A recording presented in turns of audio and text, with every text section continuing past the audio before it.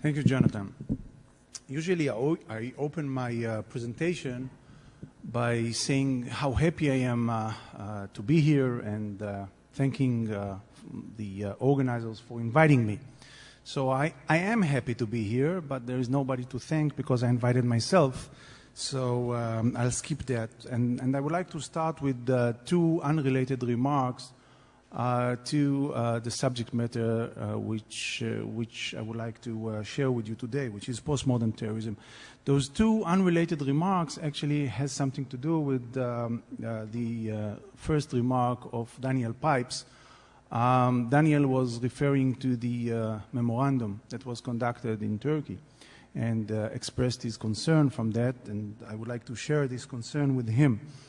About 5 years ago, I was asked by a journalist, what is my reaction to the political tension in Iran? And I was asked, do I think that it might lead to an internal revolution in Iran itself? And I said back then that we can find 5 years ago that there are two contradicting trends in the region. One is this, I would say, positive, pragmatic change or beginning or a seed of a change in Iran. But at the same time, there are negative seeds and the negative processes which are being conducted in Turkey, which might lead into a radical revolution altogether. And I said that, in my view, the future of the region, the Middle East, the future of the whole world, will be very much influenced by the answer to the question, which revolution will take place first? Unfortunately, I believe that the outcome of the memorandum of yesterday shows us that the track of the radical revolution in Turkey probably going on a faster track than the pragmatic processes in Iran. And another remark dealing with this specific subject matter, a few years ago I was invited to give a talk in Turkey by the Turkish army. It was an international conference with the presence of Erdogan and Karzai themselves.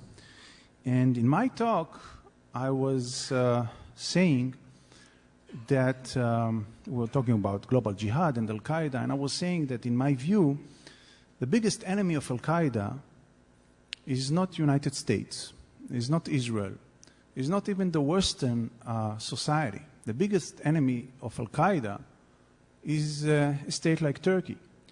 A state that actually showed to the whole world, and the Muslim world in particular, that there is not necessarily a contradiction between modern lifestyle, between Western lifestyle, between pragmatism and Islam. This is the biggest enemy of Al-Qaeda. I'm afraid that Turkey is now no more the biggest enemy of Al-Qaeda, and actually Turkey is facing a slippery slope that brings them much closer to fundamental beliefs that some of the Al-Qaeda members has in mind as well. So with this happy note, I would like to go on and talk about the subject matter that I had intentionally in mind to share with you today. Yesterday, I was talking about an unprecedented combination of several challenges and threats that are being posed and are posing a threat to the safety of the international community and the whole world, and have a direct influence on international terrorism altogether. The first trend was the efforts of Iran to manufacture and to have the capability of nuclear military capability. The second trend was the decision of United States to conduct a military withdrawal from Iraq, leaving in the air the question of how Iraq will be conducted, if it will be stabilized, or if it will become a hub of instability and exporting terrorism to the whole region. The third trend that I was mentioning yesterday was this radicalization process in Turkey, and the fact that the leaders of Turkey are conducting a kind of a romance with the axis of evil, the Iranian axis of evil, which is the axis of Iran, Syria, Hamas, and Hezbollah. And all of that, when we talk about this phenomenon from an Israeli perspective, all of that happens at times that we are starting again direct discussions, direct political discussions, maybe renewal of the peace process between the Israelis and the Palestinians, which no doubt is a very fragile period of time, and if something will come up out of it, the outcome will be engage in some kind of new waves of terrorism altogether. To those four trends, I would like to add another trend or another factor which synergetically pose a real threat to the stability and the safety of the world today, and this is what I would refer to as a confused international leadership. And when I'm talking about international leadership, I mainly see in my mind the American leadership, which traditionally was leading the counterterrorism, counter-radicalization international efforts. And when I'm talking about the confusion, I'm talking specifically about this illusion of this leadership, American and European and others, the illusion that free democratic elections are or is an apparatus of legitimizing those villains, the terrorists, or terrorist organizations altogether. When I was talking about the confusion that the international and American leadership has, I was referring to the fact that John Brennan, the mastermind of the White House counterterrorism strategy, was saying a few months ago that terrorism is not the enemy of the United States, and even worse than that, that Islamists and jihadists are not the enemy of the United States. Now, if Islamists and jihadists are not the enemy of the United States, I wonder who is the enemy of the United States. So I really share with you several concerns, and I believe that I'm not alone in this room, and among the scholarly community you would find many that are sharing those concerns altogether.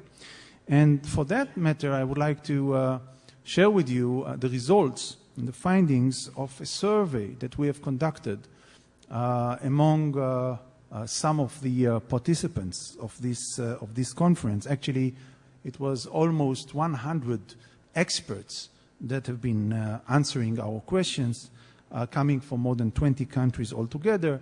Those experts are partly scholars, international decision makers, people which are coming from the private and the governmental sectors, and so on and so forth. Now, the findings that I would share with you in a moment, I would not refer to them as a scientific proof to anything, but it's more like a calculated guess of a very well-experienced experts that are sharing with us their guts feeling about those future trends.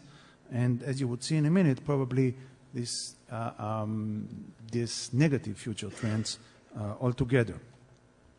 Actually, when we ask those people how well they believe they are informed in reference to the specific terrorist threats, 89% of them refers to themselves as more or much more informed than the general public whatsoever. Then we were focusing on the question of the nature of the threats, and in particular the question of the nuclear question, actually.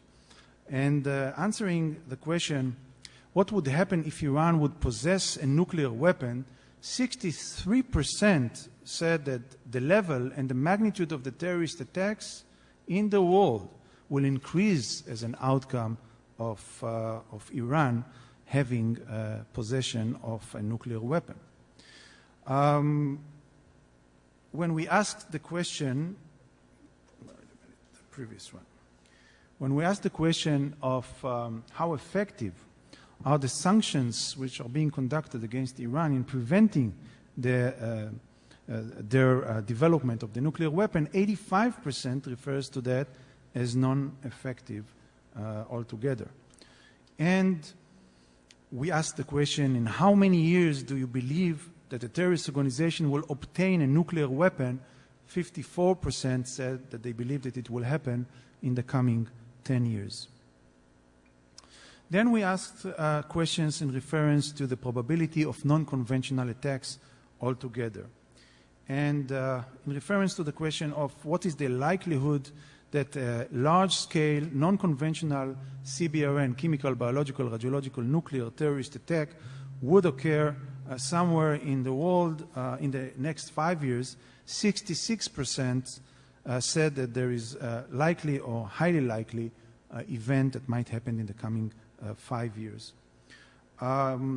Answering the question, what is the likelihood that a large-scale cyber terrorist attack will occur somewhere in the world in the next 5 years, 77% believe that there is some kind of likelihood or highly likely that it would happen. And then we asked some questions about counterterrorism. And the first question was, how would you describe the current international counterterrorism efforts? 52% says that they believe that those efforts are non-effective. And then, a little bit, to put a little bit flavor to the question, we asked, whose counterterrorism policy do you believe is more effective in confronting the challenges posed by the global jihadi terrorism? 64% believe that President Bush efforts are more effective. 36% believes that President Obama strategies are more effective. Then we were interested in some questions in reference to the Israeli-Palestinian conflict and the Middle Eastern affairs. And we asked the question, in your opinion, what is the likelihood of peace that will be achieved between the Israelis and the Palestinians in the next 5 years? 88% believe that this is unlikely or highly unlikely that it will be achieved. And the last question was that some observers believes that regional stability in the Middle East will decrease if the U.S. military withdrawal from Iraq. Do you agree with such a statement? 55% believe that this is a fair answer, and 45% believe that it would not happen. So what I would like to share with you, show you what the experts are saying about that, and I would like now to share with you my personal assessment about the probability of the likelihood of a terrorist non-conventional attack that might happen in the near future. We are going to discuss that, by the way, also in other workshops in the coming 2 days, but I would like to share with you my thoughts about that. First of all, when we talk about the probability of non-conventional terrorism, what we need to do is to differ between 4 different types of non-conventional terrorism. This is the classical classification, if you wish, of this phenomenon: chemical, biological, radiological, and nuclear terrorism. But I would like to suggest to add to this classification another classification, horizontal classification, which will refer to the nature and the magnitude of the non-conventional attack, and I would suggest to differ between limited attacks and unlimited attacks. When we create these metrics, what we can find that most of the chemical attacks are, in their nature and magnitude, limited attacks with few exceptions altogether, most of the biological attacks are unlimited attacks in their nature, again with few exceptions like the anthrax. Most of the radiological attacks are limited. This is the type of the dirty bombs. And most of the nuclear attacks would be regarded as unlimited attacks. So my argument is that this classification divides between two groups of non-conventional terrorism. Those that I would refer to them as modern terrorism, non-conventional terrorism, and those which are postmodern non-conventional terrorism. Now, the modern non-conventional terrorism would be the chemical and the radiological attack, and as said before, maybe some fragments of the biological attack, like the anthrax attacks. They are limited attacks in their nature. They are designed, like modern terrorism altogether, to create fear and anxiety, and they are aimed to transfer the fear, the personal fear and anxiety, into public pressure, political pressure on the decision makers to change their policies altogether. That's what modern terrorism is all about.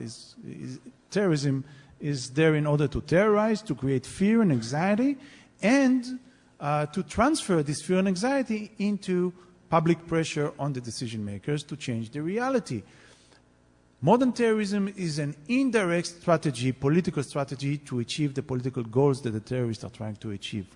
Postmodern terrorism strategy, postmodern terrorism in this respect, which is most of the biological terrorist attacks and nuclear attacks, I would argue, they are aimed to change the reality by the very act itself.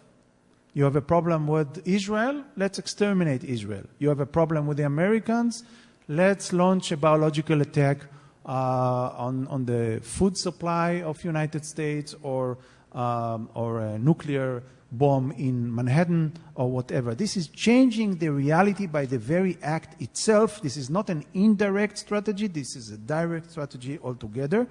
And I would like to argue that not every organization necessarily would have this transformation in their strategy and adopting in the short term postmodern terrorism strategy. I would argue that what is probably knocking on our door right now is those modern non-conventional attacks, chemicals and radiological. And I would suggest to focus, in the scholarly community, there is a question: what is more immediate danger to the safety of the world? Is this nuclear terrorism, as many American scholars believe?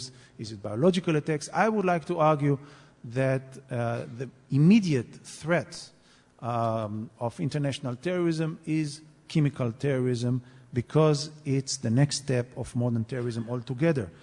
We know that today the terrorist has the know-how how to manufacture chemical terrorism.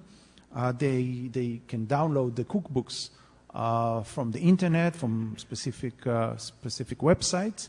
They have already, as you can see, those laboratories which are today being used in order to manufacture IEDs. But those primitive laboratories can definitely be used in order to prepare toxins and not IEDs if they want to. And they have the ingredients of the chemical attack off the shelf. They can buy them almost freely in many places around the world.